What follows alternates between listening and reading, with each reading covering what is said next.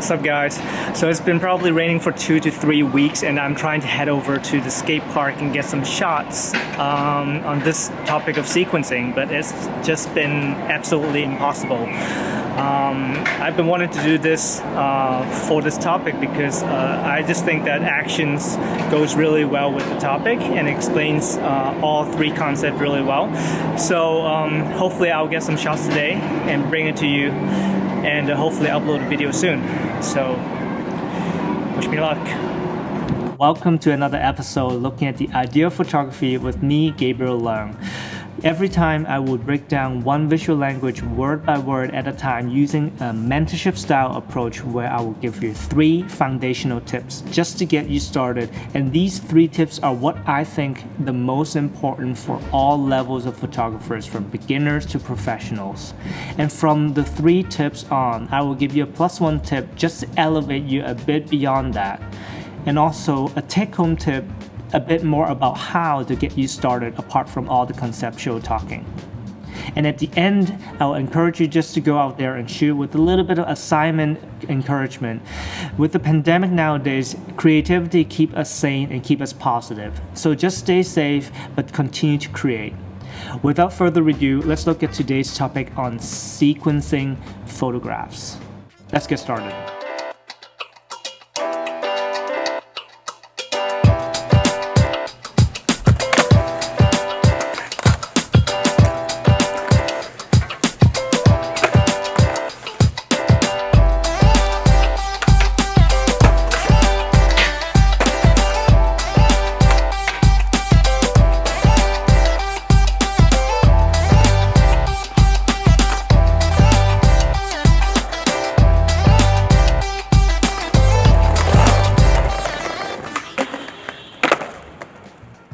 Iconic photographer Edward Muybridge took this to an extent where he had multiple cameras sequenced so that they hit the shutter at different time, and studying the motion of a horse rider, let's say seeing the horse, whether the 4 legs all lifted above the ground, or someone walking down the stairs, a cat hopping over something. And we can actually see the whole sequence, which is usually half a second or a few seconds, and broken down into multiple photographs, one after another. And that's a very new way to see life in general for the public audience. Now, photography in comparison to film, the difference is that photography is a static moment frozen in time. You are taking one slice out of a film sequence. A film sequence is basically something that looks very much like reality, where we have 24 frames per second, let's say, and then there are 24 photographs in that second. That's what it meant. But if we take most of the photographs out and we just keep 3 of them, the beginning, mid, and end, and that's a sequence. When we're trying to say something, we need more than a letter. We need multiple letters to become a word, and we need multiple words to have a sentence. Now let's say if every person in the room say 1 sentence, and so if we accumulate all of these in a particular sequence, each sentence, one after another, creates a story. This is something that maybe a sequence of photograph can do. Now, there's also something that I want to mention is the idea of Gestalt theory, a German word. What it really means is the whole is greater than the sum of its parts. Let's say, for example, you have a diamond and it looks amazing, but it's actually made out of different chemicals and minerals. So scientifically, if you take all of these things out and laid it on a table, you have the sum of its parts. So different parts of it all laid out, nothing is missing, but it doesn't look like a diamond. When I look at the sequence of photographs, I look at it as almost like the reverse of Gestalt theory, where I actually celebrate the parts and the missing parts more than having the whole of the story, having the diamond. I actually embrace seeing parts of the person, the eyes, the close-up of their lips, and how certain things are reviewed through them, instead of seeing the whole person from head to toe. Why is that? Because we have imagination and we can draw the connections, and it's sometimes more interesting and more fun to do that. So for the question is quite basic. What can a sequence of photographs do that one photograph cannot do? So let's go through 3+1 tip on how to tackle this idea of sequencing. Tip number 1, time. The first obvious reason to use a sequence is to establish the idea of time, and that really means the order of things. So remember though, a sequence of photographs should not do what motion pictures can do. Otherwise, it defeats the purpose of photography. Photography is an abstract form of art. By selectively allowing one moment to be present, it's also selectively allowing other moments to be absent. So we should really make use of that characteristics and allow enough gaps between images. How long, how big the gap is really a creative decision. If you want to learn more about that gap and the role it plays in terms of negative space, you can check out my video up here. Tip number 2, relationship. Another reason to use sequencing in your work is to establish the relationship between things.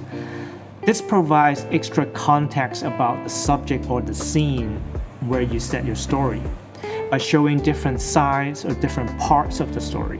The sequence of photographs can relate and support each other and also compare and contrast one another as well.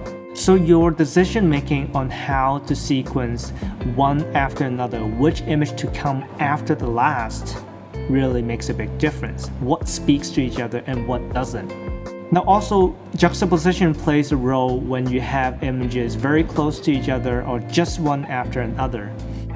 Now conceptually, when you think about relationship, there's all kinds of relationship, right? There's the good and bad, but there's beyond that. There's intimacy, there's tension, there's conflict. So relationship is a complex thing.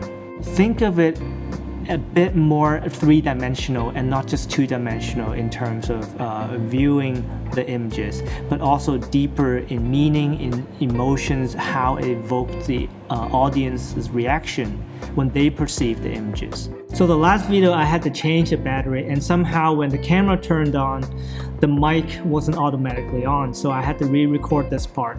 We've come down to tip number 3 on the sum of its parts. Now what does this exactly mean, the sum of its parts? It's basically the understanding of different part of the story and trying to conclude it based on those information without seeing the whole picture. Think of this as illustrations in a storybook where we're looking at the illustrations which actually happens after a few pages of dense words. And based on those pictures, we're trying to get a feeling of the whole story without reading word by word. It's an abstract thing, it's intangible. We're looking at a few facts and we're trying to draw a conclusion based on them. It's a lot of feelings based on some facts. It's a lot of imagination based on a few photographs.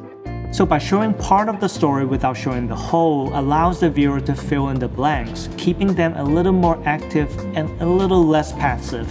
Some people might have the question of what is the difference between tip number 2, relationship, and tip number 3, the sum of its parts. Now, if I try to deconstruct this a little bit more, is that the sum of its parts focusing on a smaller area of discussion. We're still focusing on the same subject matter. Let's say we're still shooting this particular person. We're showing the eyes, the lips, the ears, the elbows, and then you're trying to draw connections between them but still focusing on the same person. Whereas relationship, you can actually expand that discussion a little further. The person and the furniture that they're sitting on, the cup that they just used, and what they're actually doing with their hands. You have pictures of different part of it. Even the person left the spot and still focusing on that area, how the light hits and the shadows. And showing these pictures actually draws a connection between them, and then there is a relationship starting to build a story. So relationship has a bigger area of discussion, whereas the sum of its parts has a smaller area of discussion. Now here's the +1 tip. The +1 tip is to really ask yourself to define what kind of sequence you're trying to say and trying to use to tell your story.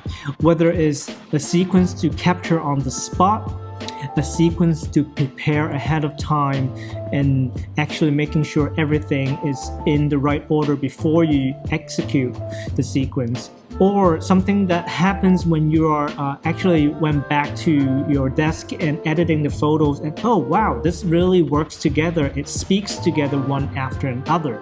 It's more like an aftermath. So being a bit more conscious about this will help you to capture and also knowing how to present your story ahead of time. So here's the take-home tip. Something more practical to get you started, and that is to print your photographs out. It sounds super obvious, but nowadays we don't really do this. And what that really does is by physically printing them out, we can handle the photographs intuitively, moving them around, and that really put ourselves in the audience's shoe, seeing how emotions is evoked when we're sequencing the photographs a certain way, or when placing them next to one another between the top, the bottom, left or right, and seeing what really speaks to one another or what doesn't.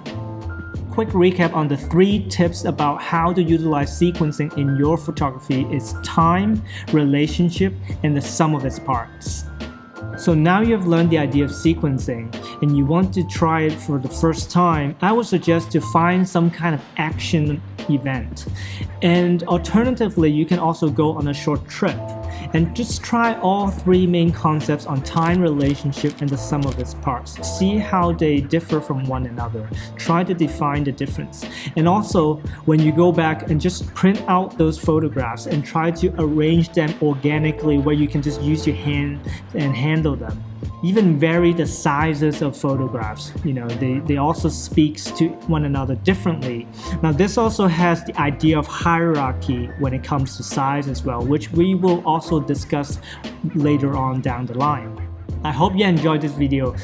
Please give it a thumbs up if you do, and comment down below and ask any questions if you might have on the idea of sequencing or just photography in general. And also please consider subscribing if you haven't, because it really helps the channel out. Now I'll be posting more videos on different kinds of art and design language in relation to photography, deconstructing these visual languages one after another. But also I'm thinking of providing a different angle of looking at general questions about the idea of photography and around the practice of photography. And so those would be new videos on a different playlist. And I hope there's still a lot of topics that's been tapped on the YouTube platform but hasn't really been viewed from a particular angle. And so they seem to be a little bit similar in my opinion, and I would like to just join in and give my angle of thoughts on that. So a little bit of different perspective on maybe certain questions that has already been tapped on. So please follow me on YouTube and Instagram. Thank you so much for watching, and I hope to see you in the next video. Peace out.